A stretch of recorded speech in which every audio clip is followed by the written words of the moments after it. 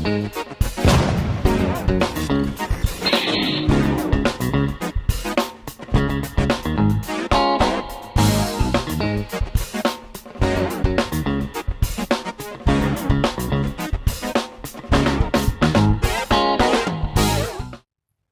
everyone, welcome back to Nat's Knackers Yard. I'll be Nat, this will be my Knackers Yard. And this one, as the title may have given away, is looking at paint on Charlie's CB200. Now I've been busy throughout the week and I've not filmed it because frankly it's such little bits of work that the limited time that I've got to do it, I don't have time to film it. But I've got the basics done, so that's the cowling which has come up beautifully. It's come up really well. Now this is just rattle can, it's not perfect, it never will be, but it's a 40-year-old bike, 40-year-old parts. It's good enough for me, and hopefully good enough for Charlie. Pretty good on the panels as well, a little bit dusty out here, but pretty good again. Not perfect, but good enough for me. Right, let's go out and have a look at the tank. Right, so looking at the tank, I might drop in a couple of pictures in the corner while I'm talking about this. I hate stripping paint off tanks, it's fucking horrible. It's a really messy, nasty job, but it's got to be done. So I didn't bother filming it, I was just literally paint stripper, give it a quick scrub, leave it for a day.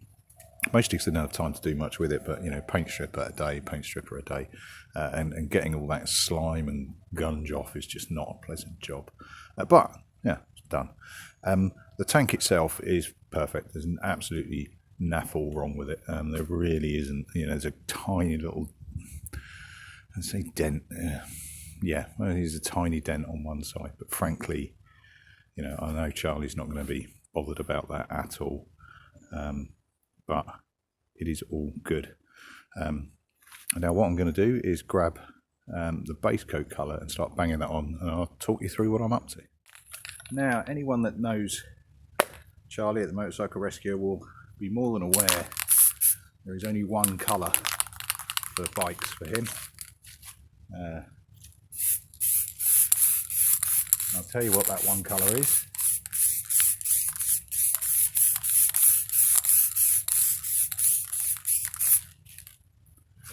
Not that colour.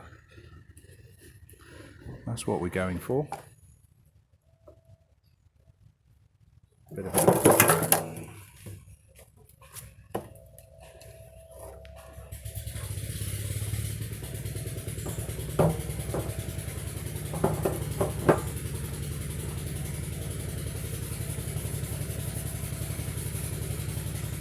and he saves it.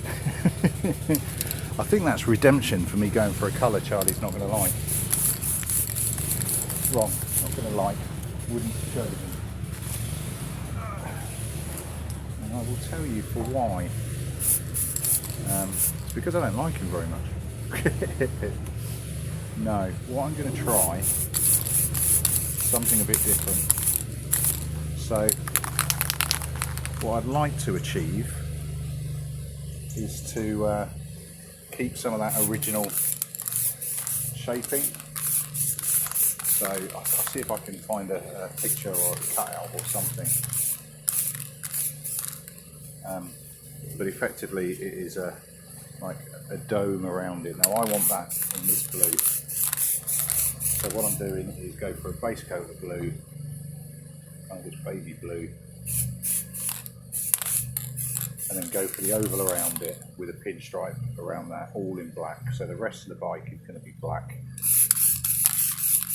What I may well do, I am undecided at the moment, what I may well do is go for a paint effect within this blue. If it's too much, if it's too broad a blue, too broad a place of blue, we'll do it. But I see, I'm experimenting here. Why am I using rail cans? Why am I using the garden? Why am I in the tent with the airbrush, etc., etc.? It's the wrong time of year to be doing this, frankly, and that's a lot of arse ache to do for what is in effect a little project.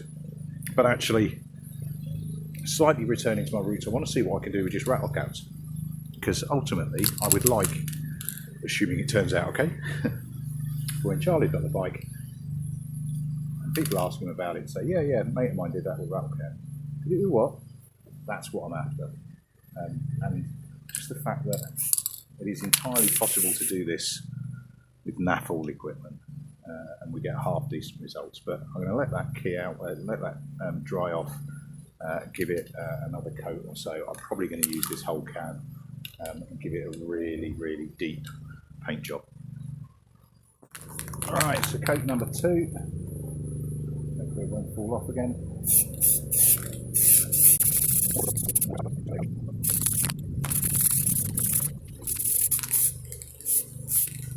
You can tell it's the wrong time of year to do this. I'm actually wearing a jacket, which is unheard of. Right?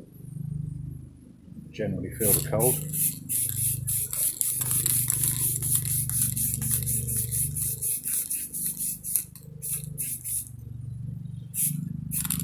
And I'm not too concerned about the middle stretch because that's all going to be black, obviously. And actually it's got the rubber mount that goes over the top there as well.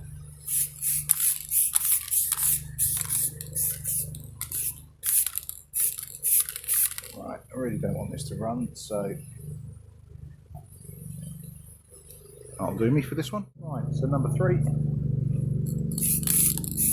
dark and white.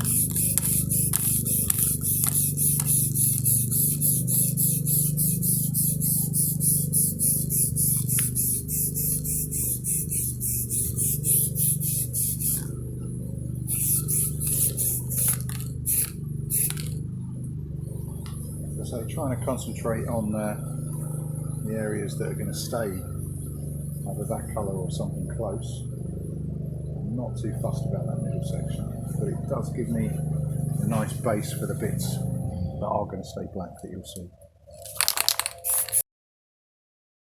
Right then, last one. I think I've got rid of my Del Boy fleece to paint in. I've warmed up.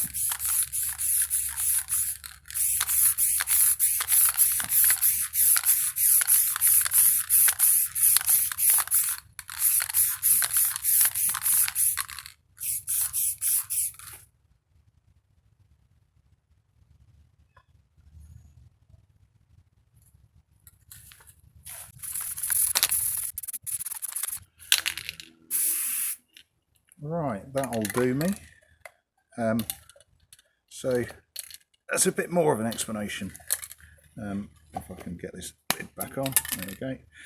It's a bit more of an explanation. So it's going to go for the oval round there with a line around it. And depending on how it looks, it's either leaving that so it would be black and it's no blue, it's a bit greeny, like baby blue, I don't know, eggshell, whatever you want to call it. Is to either leave it, you know, flat like this, or to go for a paint effect over the top. Now, the two paint effects I'm looking at are either the sort of net curtain one, where you put a net curtain over the top as a stencil, and then lightly spray over the top. And I've got a tiny airbrush, like, you know, one of those little artisty ones. Either that, or my dapple, that's the word I was looking for. Dapple paint effect, over as black over that arch, over the arch, but not over the line. I don't know, I want to see how it works. Now what I have got, oh, frog in my throat, that's what I have got. What I have got is over in the back here, just spraying a slab of cardboard at the same time, so I've got something to practice on rather than on that tank, just so I can check on, you know, reactions and bits like that. Right, nice short one. Not a lot happened really. Really just catching up on a week's worth of arsing around. That'll do me, and I'll catch you later. Ta-da!